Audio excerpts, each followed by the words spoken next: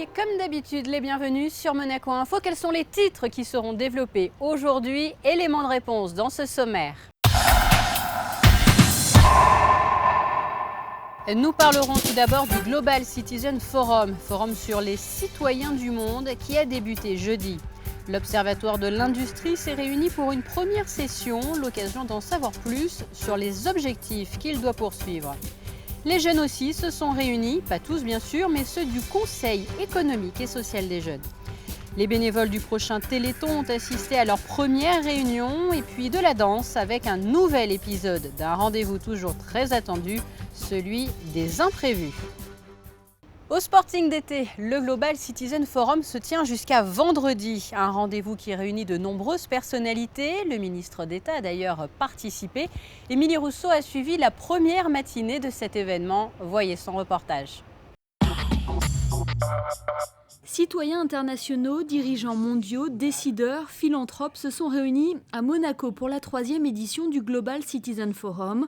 Il s'agit d'une plateforme de discussion à but non lucratif, une conférence internationale qui aborde la notion de citoyen du monde. Je pense qu'elle est de plus en plus valide de nos jours, surtout en Europe. Donc le fait qu'on est à Monaco, le fait que les derniers 6 mois, l'Europe a eu cette vague de réfugiés, je pense que nous donne l'opportunité de réfléchir, thinking outside of the box. Donc, des solutions que notre industrie, qui représente les 1% des émigrants fortunés qui peuvent se permettre d'investir pour avoir des résidences et des citoyennetés ailleurs, comment on peut les faire impliquer davantage avec un support plus direct pour trouver une solution sur les réfugiés en Europe. La crise migratoire des réfugiés et son impact sera d'ailleurs au cœur des discussions pendant 2 jours. La question de la sécurité et l'avenir de la citoyenneté mondiale seront également à l'ordre du jour. Comme lors des précédentes éditions, plusieurs propositions seront soumises au débat, comme la création d'une Global Citizen Tax, un prélèvement instauré sur les demandes de titres de séjour ou de naturalisation des investisseurs dans les pays de l'Union européenne. Elle pourrait représenter plus d'1 milliard d'euros au cours des 5 prochaines années. Plusieurs invités ont pris la parole sur scène. On le voit ici avec Nick Clooney, journaliste engagé qui avait participé à la réalisation d'un documentaire par son fils Georges sur le génocide du Darfour. Ou là, avec l'ancien Fujis Wyclef Jean, aussi bien connu pour sa musique que pour ses engagements politiques. Le chanteur est venu témoigner de sa propre expérience, sa propre histoire de réfugié, lui, haïtien, arrivé sur le sol américain à l'âge de 10 ans. Une fois que nous sommes arrivés en ville, j'ai tout de suite su qu'il y avait un sens à être ici. Je savais ce que nous pouvions être, nous pouvions le rêver. Vous savez, comme les enfants, ils pensent comme ça.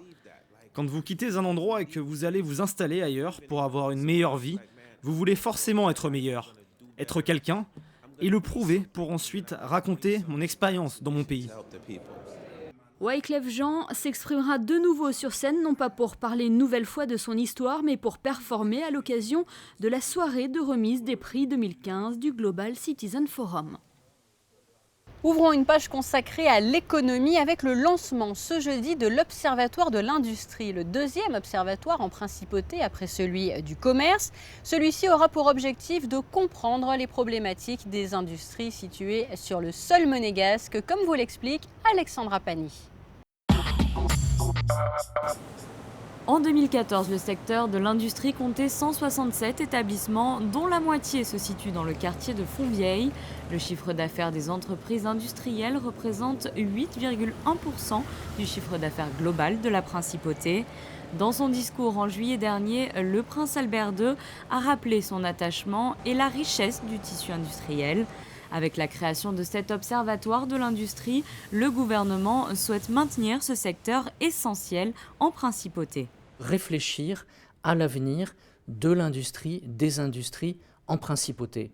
Nous pensons que seuls, au niveau du gouvernement, des pouvoirs publics, nous ne détenons pas toutes les clés, toutes les vérités, et qu'il est donc essentiel de s'appuyer sur les professionnels et également sur des consultants qui vont nous aider à analyser le tissu industriel monégasque d'aujourd'hui, ses forces, ses faiblesses, à tirer les enseignements du passé, notamment du passé récent, avec les délocalisations d'industries que nous avons connues, mais surtout de préparer le futur de l'industrie à Monaco.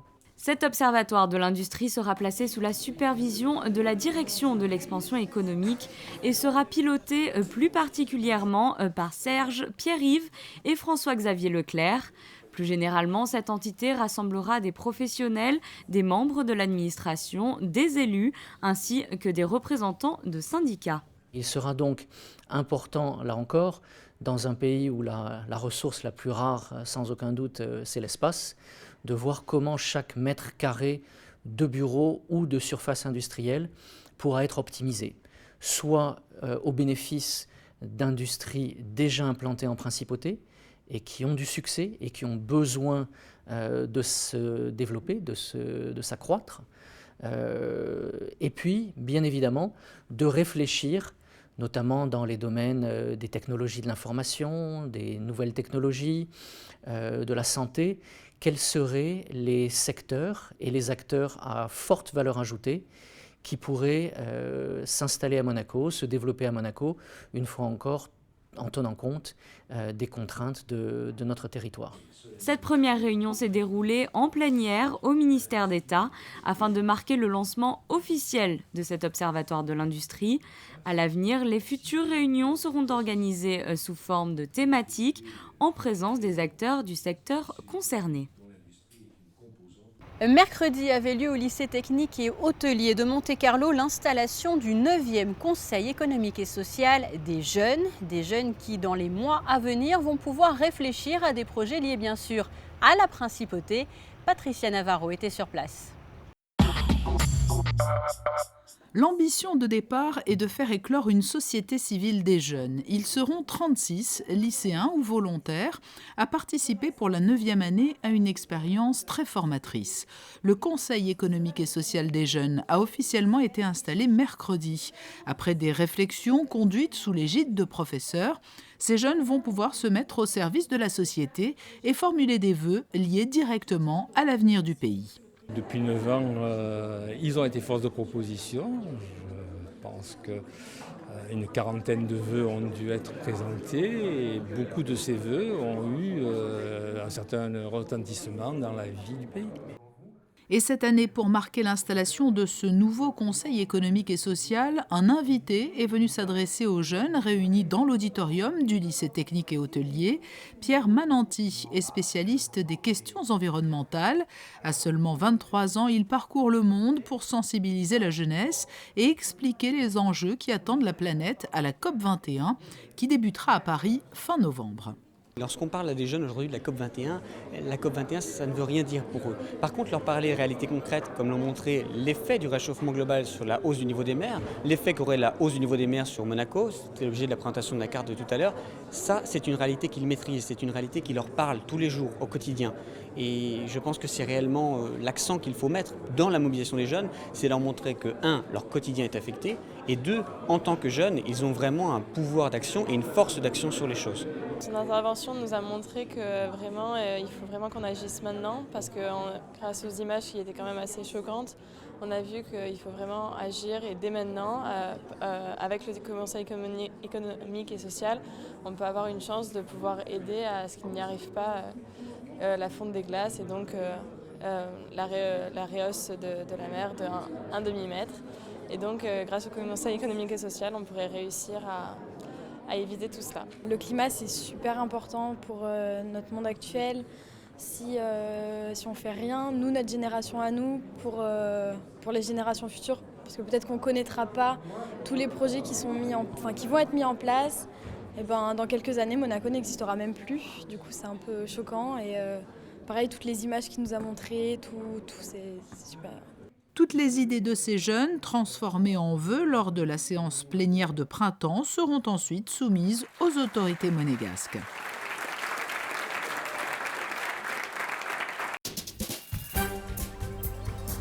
Dans le reste de l'actualité en images, vous le découvrez, l'année de la Russie en principauté se poursuit avec un nouveau temps fort du côté du Yacht Club de Monaco. La conférence de Vladimir Fedorovski sur la marine russe de Saint-Pétersbourg à Odessa. La conférence a été complétée ensuite par la projection sur le cuirassé Potemkin. Nous vous en parlions il y a quelques jours sur Monaco Info avec la championne Almira Srybchenko. Ce mois d'octobre est marqué par l'organisation du Grand Prix féminin d'échecs. Les épreuves se poursuivent et vous le découvrez à l'image, une exhibition a eu lieu mercredi. Lundi, ces expertes seront reçues lors d'une réception à la résidence du ministre d'État. Un reportage à suivre également dès mercredi prochain. Le Téléthon aura lieu comme chaque année début décembre. En attendant, une réunion a rassemblé les bénévoles qui participeront à cet événement, comme nous l'explique Anthony Micou. Et vous allez pouvoir le constater dans son reportage, un autre temps fort était lié à cette réunion. À la Casa di Sochi, cette soirée marque le lancement du Téléthon Monaco 2015. À la tête de l'association de promotion et d'organisation, Muriel Agliardi a succédé à Philippe Boisbouvier. Ce dernier continue à guider l'association en tant que trésorier. Première nouveauté, la présence d'une marraine, la jeune Christine Knecht de Massy, qui portera le flambeau du Téléthon en principauté. Le programme des manifestations de cette 29e édition prend déjà forme. La SBM qui revient mettre ses tables de jeu, probablement des jeunes qui sont en train de mettre au point un tournoi de volley-ball assis.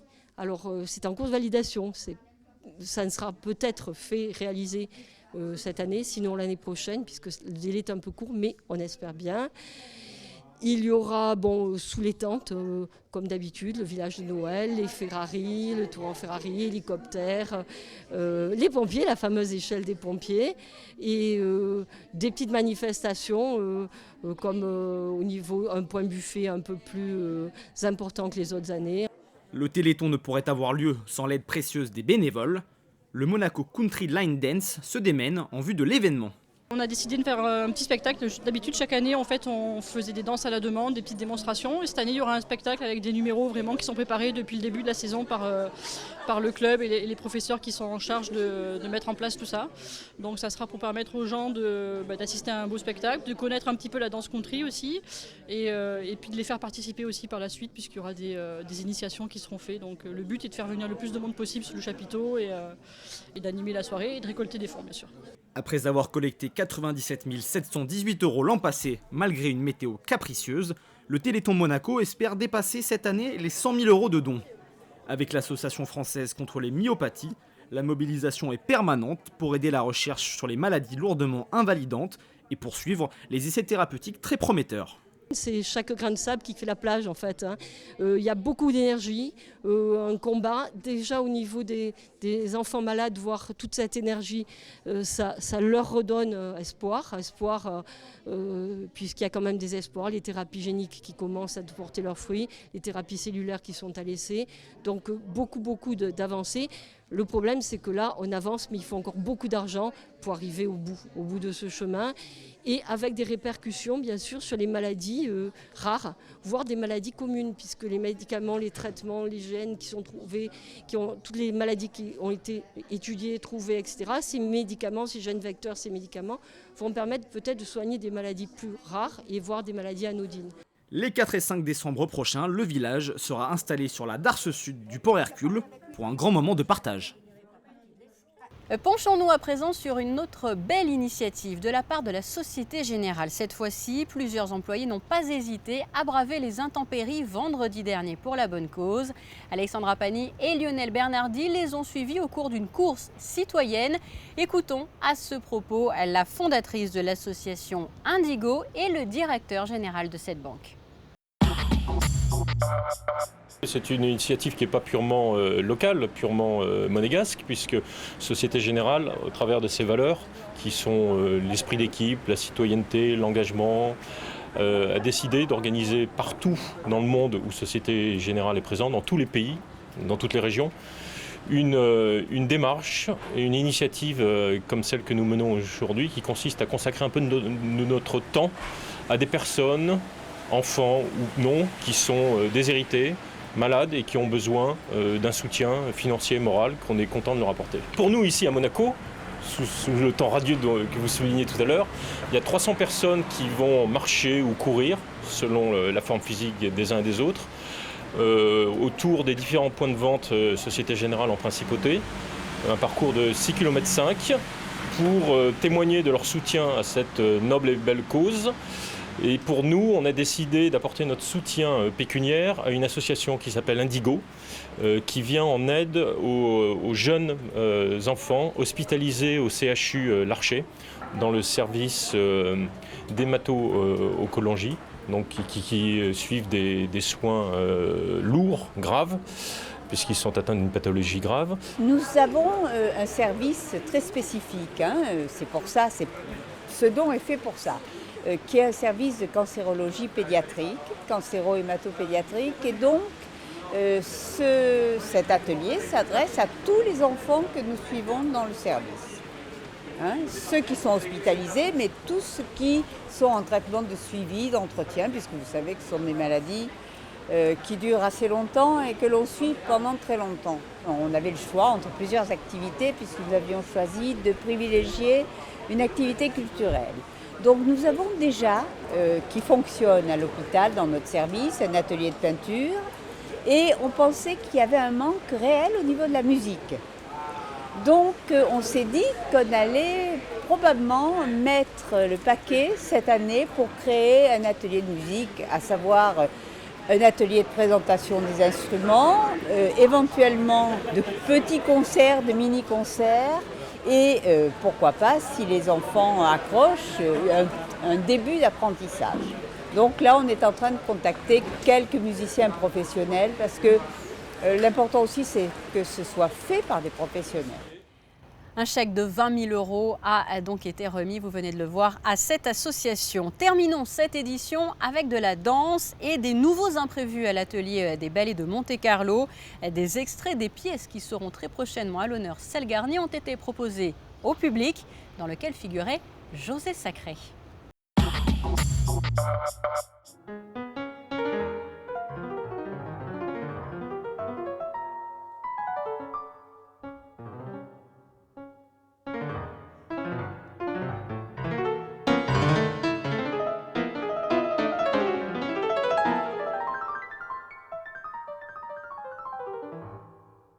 C'est dans l'intimité de leur lieu de travail, l'atelier, que les ballets de Monte-Carlo ont en quelque sorte inauguré la nouvelle saison de danse 2015-2016 en proposant un premier imprévu.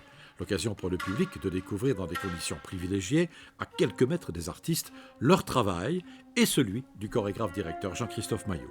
C'est la rentrée, donc j'ai plein de nouveaux danseurs, comme chaque année, que je teste un peu. Je leur permets de faire des nouveaux rôles. Ça me permet de voir des danseurs que je n'aurais peut-être pas distribués naturellement dans certaines places, de les essayer dans ces places-là, de voir un peu comment le public réagit. Moi, ça me permet de faire des distributions. Donc l'idée, c'est vraiment de montrer des extraits et puis aussi de donner envie aux spectateurs de venir voir le spectacle. Donc on va évidemment pas tout leur montrer, on va juste leur faire sentir un parfum de ce que l'on va leur présenter dans une semaine à Garnier.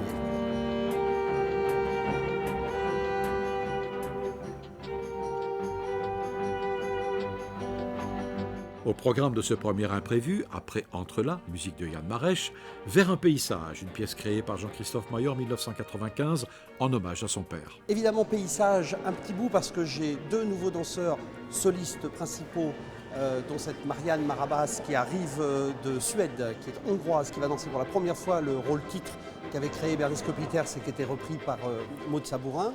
Et puis pour la première fois une petite idée de ce que la création que je présenterai dans quelques jours à Garnier sera. Donc ça va donner l'occasion au public peut-être de découvrir ce nouveau travail. La première fois que je me remets à créer depuis un an et demi à peu près.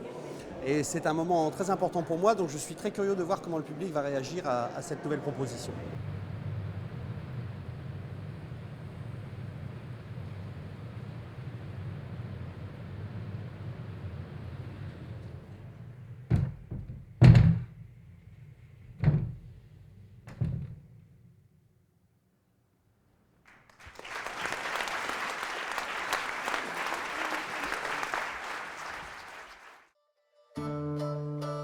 Société Générale Private Banking vous présente la météo.